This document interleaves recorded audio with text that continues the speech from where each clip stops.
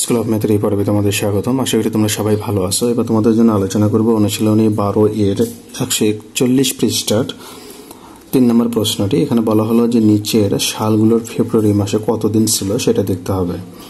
এখন আমরা দেখব যে সালগুলো তোমাকে দেওয়া হবে সেই সালগুলো যদি তোমার একক এবং দশক স্থানীয় অঙ্ক শূন্য হয়, এই যে একক দশক স্থানীয় অঙ্ক যদি শূন্য হয় তাহলে তোমাকে 400 দিয়ে ভাগ করতে হবে। মানে দুইটা শূন্য হলে 400 দিয়ে ভাগ করতে হয়, একটা শূন্য অথবা শূন্য না থাকলে শুধু 4 দিয়ে ভাগ করতে হয়। এখানে একটা শূন্য 4 দিয়ে ভাগ হবে, এখানে কোনো শূন্য নেই, এটাকে 4 দিয়ে ভাগ হবে। এখানে দুইটা শূন্য থাকার কারণে 400 দিয়ে ভাগ করতে হবে। ভাগ করে দেখতে হবে যে এটা আসলে যদি ভাগফল মিলে যায়, অর্থাৎ যদি নিঃশেষে বিভাজ্য হয়, কোনো ভাগশেষ না থাকে, তাহলে সেটা হবে আমাদের 29 দিনে, অর্থাৎ লিপ ইয়ার হবে। আর যদি ভাগশেষ থেকে যায় তাহলে লিপ ইয়ার হবে না, তখন 28 দিনে হবে। এখন আমরা তাহলে 3-এর 1 নাম্বার পেলাম যে 1200 এই সাল। তো এই সালকে আমরা কি করব, 400 দিয়ে ভাগ করব, কারণ এখানে দুইটা শূন্য। 400 দিয়ে যদি ভাগ করি তাহলে দেখা যায় আমাদের 3 বার যায়, 3 4 12, দুইটা শূন্য, তো নিঃশেষে বিভাজ্য হলো। তো আমরা এখানে লিখব যে অতএব ফেব্রুয়ারি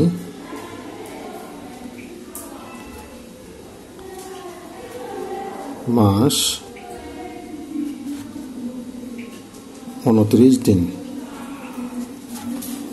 তাহলে আমরা লিখব যে অতএব 2012 সাল অধিবর্ষ। এইভাবে তাহলে যখন আমাদের নিঃশেষে বিভাজ্য হবে সেক্ষেত্রে আমরা ওই ফেব্রুয়ারি মাসকে 29 দিন হিসেবে নেব এবং সালটা আমরা অধিবর্ষ হিসেবে নেব। পরের প্রশ্নে দেখো, এখানে বলা হলো যে 1692।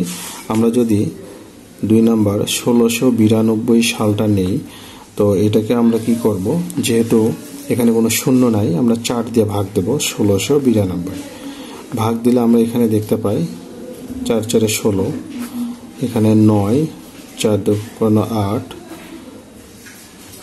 এখানে আমরা পেলাম 2, 3 4 12। তো আমরা এখানে যেহেতু নিঃশেষে বিভাজ্য হলো, কোনো ভাগশেষ নাই, সেক্ষেত্রে আমরা বলবো অতএব ফেব্রুয়ারি মাস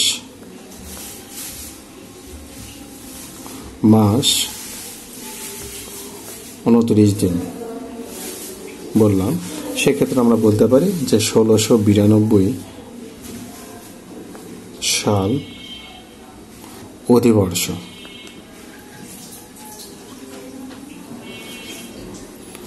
এরপরে প্রশ্নে যাই আমরা। আমাদের এখানে বলা হলো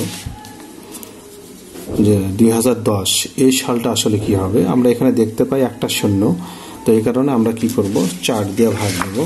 2010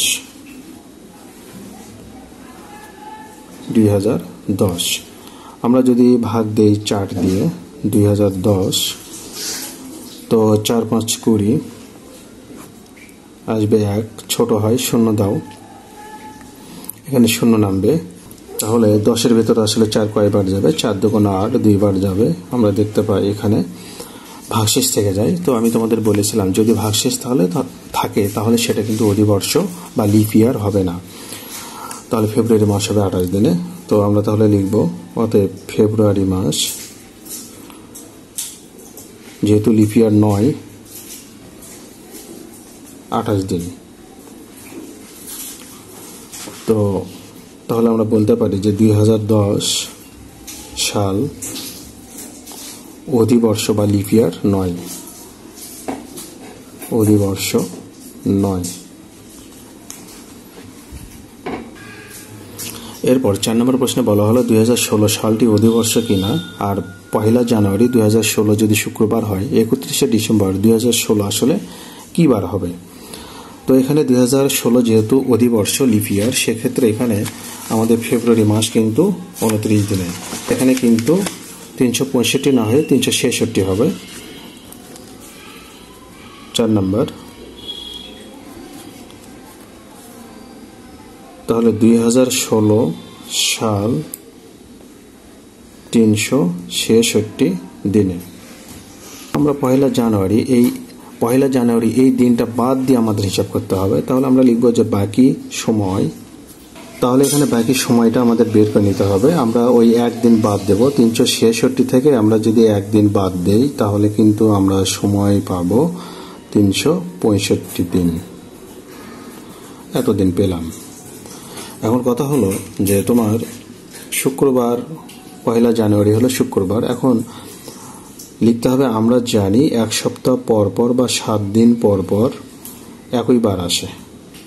আমরা জানি 7 দিন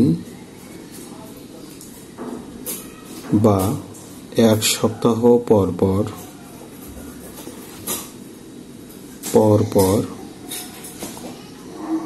একই। তাহলে আমরা জানি যে 7 দিন বা এক সপ্তাহ পর পর একই বার আসে। তো আমরা আসলে 365 দিনকে এখন 7 দিয়ে ভাগ দেব। 7 দিয়ে 365কে ভাগ দেব। আসলে কত সপ্তাহ পাই সেটা দেখব। 5 × 7 = 35, 1 15, 7 × 2 = 14, আসবে 1। তাহলে আমরা পেলাম 52 সপ্তাহ 1 দিন।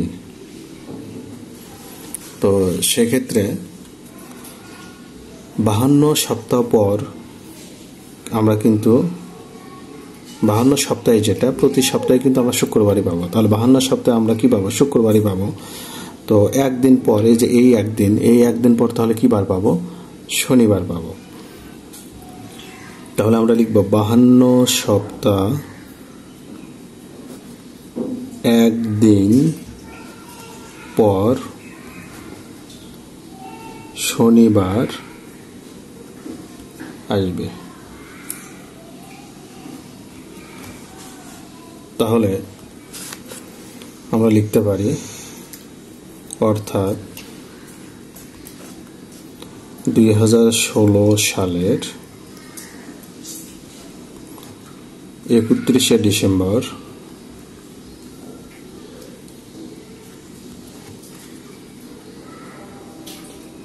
শনিবার হবে। তাহলে এইভাবে হিসাব করতে হয়। তো এখন ব্যাপারটা হলো, দেখো যে আমরা এখানে 2016 সাল অধিবর্ষ ছিল, এই কারণে আমরা শুরুতেই এটা কি নিলাম যে এটা আমাদের 366 দিন। কিন্তু পয়লা জানুয়ারি 2016 শুক্রবার, এই যে পয়লা জানুয়ারি এই একদিন বাদ দিয়ে আমাদের হিসাবটা করতে হয় বলে আমরা 366 থেকে 1 বাদ দিয়ে 365 পেলাম। আর 365 এই দিনকে আমরা 7 দিয়ে ভাগ করলে সপ্তাহ পাবো। তাহলে 52 সপ্তাহ 1 দিন পেলাম।